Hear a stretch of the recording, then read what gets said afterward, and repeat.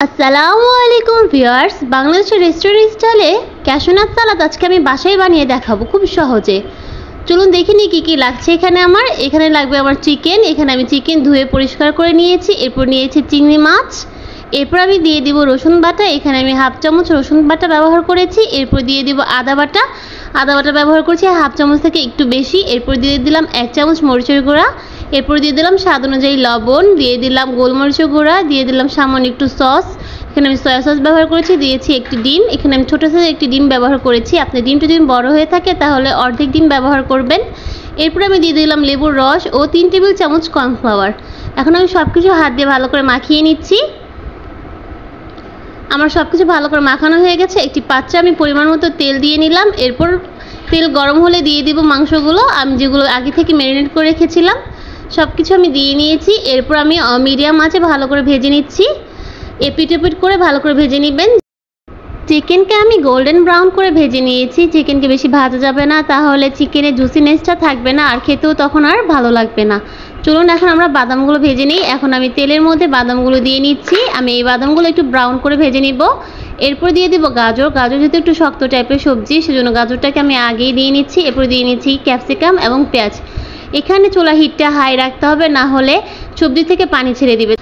সেজন্যই সবজির ক্রাঞ্চিনেসটা বজায় রাখার জন্য হাই হিটে সবজিগুলোকে রান্না করে নিতে হবে। আমি হাই হিটে সবজিগুলো রান্না করে নিচ্ছি।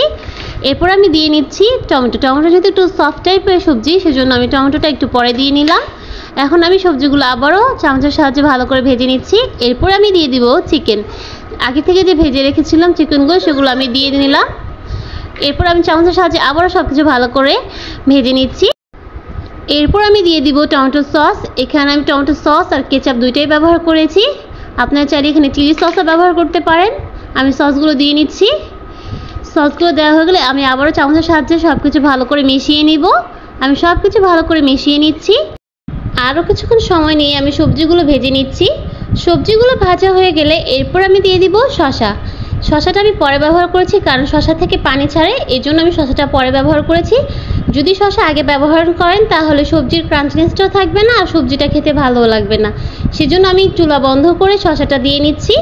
এরপর আমি সব কিছু চামচের সাহায্যে ভালো করে মিশিয়ে নিচ্ছি। মেশানো হয়ে গেলে এরপর আমি দিয়ে নিচ্ছি স্বাদ অনুযায়ী একটু লবণ ও গোলমরিচের গুঁড়ো দিয়ে আবারও সব কিছু ভালো করে মিশিয়ে নিচ্ছি। মেশানো হয়ে গেলে আমি সবশেষে দিয়ে দেবো সামান্য একটু চিনি এবং দিয়ে দিব গুঁড়ো দুধ। এখানে আপনার গুঁড়ো দুধ ব্যবহার করতেও পারেন, নাও করতে পারেন, অথবা আপনারা মেয়োনিজও ব্যবহার করতে পারেন। যেহেতু আমার গুঁড়ো দুধ ভালো লাগে, সেজন্য আমি গুঁড়ো দুধ ব্যবহার করেছি। সবশেষে আমি দিয়ে নিব ভাজা তিল। এখানে আমি ভাজা তিল ব্যবহার করেছি। তৈরি হয়ে গেল সুস্বাদু ক্যাশনাট সালাদ।